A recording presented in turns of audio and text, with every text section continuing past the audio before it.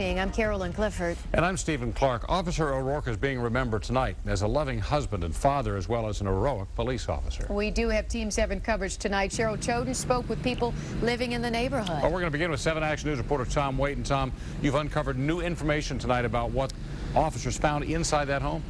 Absolutely, Stephen and Carolyn. Some very disturbing and bizarre details that we've learned tonight. And we'll get to those in just a second, but take a live look here. A very active scene, as you guys mentioned off the top. Dozens of law enforcement officials still here.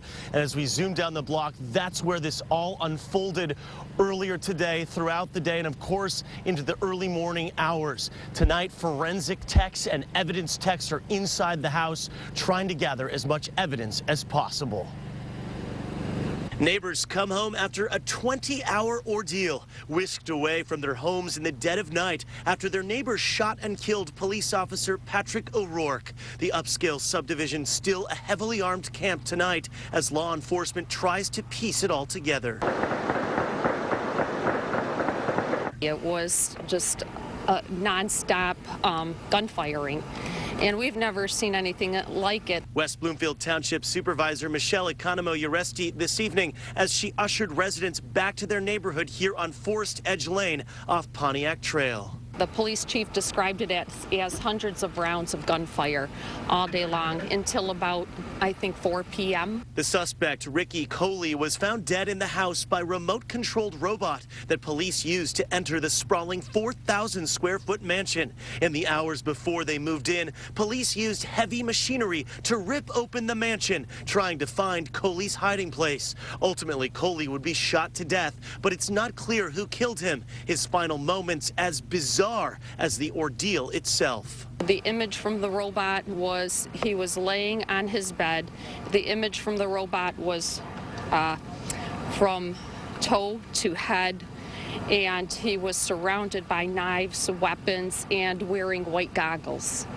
The tragic and deadly standoff began last night around 10 p.m. That's when Coley's family tried to coax him out of the home. A divorce court judge ordered Coley to leave the house by today. Coley's family from North Carolina came to the house to get him, but the 50-year-old locked himself in a bedroom.